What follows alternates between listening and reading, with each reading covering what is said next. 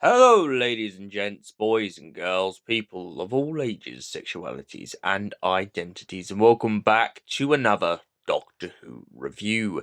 And today's Doctor Who review is none other than Hothouse.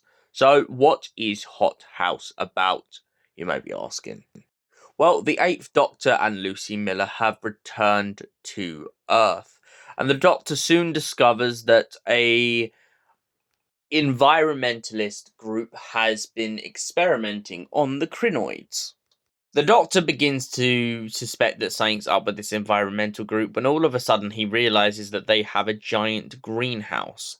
This, of course, in turn doesn't seem too suspicious, but in past dealings with the Kyrnoids, the Doctor has a habit of knowing that something is quite up. So him and Lucy decide to essentially investigate on two fronts. Lucy decides to disguise herself as an activist, whilst the Doctor takes the more subtle approach of pretending to be a kind of inspector to check up on the plants.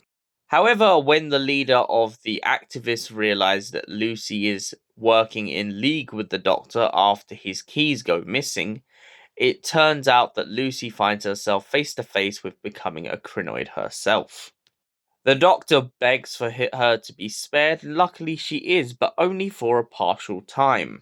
It also turns out that the woman who's been walking around with the Doctor pretending to pose as a unit official has essentially been part of the activists the whole time. However, this backfires on her when she begins to be turned into a Kyrnoid. The Doctor tries to rationalize with the activist and understand why he's taken the Kyrnoids in. When the activist points out that he wants to use the Kyrnoids not necessarily as a motion for bad, but of course he wants to use them to fight back for the rainforest, keep the earth growing, keep it fresh, keep it alive. However, the Kyrnoids are so out of control that even this activist doesn't realize what he's done. So the Doctor has to remind him that no matter how good intentioned he may be, he is fighting a losing battle by trying to use the Kyrnoids. The Kyrnoids then decide to break out of their containment chambers and begin to bash around the place, overtaking everything and going for the activists, the Doctor, Lucy, and anyone else that isn't a Kyrnoid. Luckily, though, it seems like the Kyrnoids are defeated by a certain individual who pretended to be part of UNIT, as her Kyrnoid form is breaking back and forth all the time. She's managing to slowly but surely break out, and then the head of the activist decides that he believes that all human life on the planet should be destroyed and the Kyrnoid should be the dominant species. The Doctor, of course, snuffs at this because he begins to think, well, you didn't really care about the human race in the first place. The pair have a really interesting conversation in one part of this audio about pollution and the state of the planet. The Doctor does sympathize with the noble cause of wanting to change the world, but sometimes trying to change it too quickly can always result in a bad outcome. However, back to where we were at, the Kyrnoids are eventually defeated, and the Doctor and Lucy have an interesting conversation about where their relationship is going. Will Lucy begin to continue adventuring with the Doctor, or won't they? The Doctor finds himself in a bit of a strange parallel, as he points out, he's still kind of in that mindset from Orbis, so he has been struggling with his kind of inner demons, so to speak. I also think an interesting key point to point out in this episode is the point where the Doctor begins to question whether or not he trusts Lucy.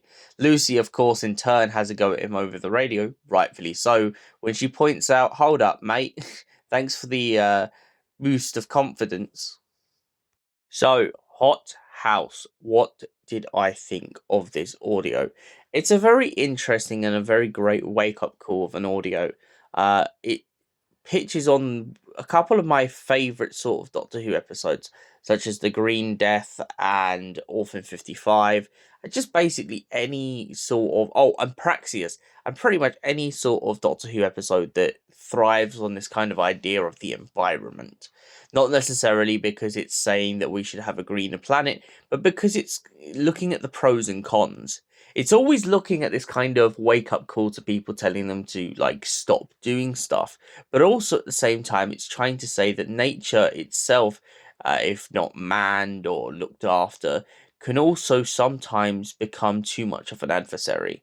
And that's exactly what the Kyrnoids are. The Kyrnoids are like this kind of alien plant life species from another planet, which just eat and devour everything. I mean, as the Doctor describes them in, I think it might have been Thing to Doomsday, uh, the Doctor pretty much says to people this kind of idea that on the Kyrnoids planet, if there was a cat, the Kyrnoids would eat the cat.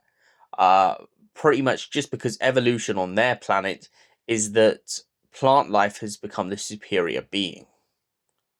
I also feel like the crinoids are a very interesting species because not only do they thrive and live on plants, devouring human or otherwise, I feel like they're also interesting in that kind of way of the way they take over bodies.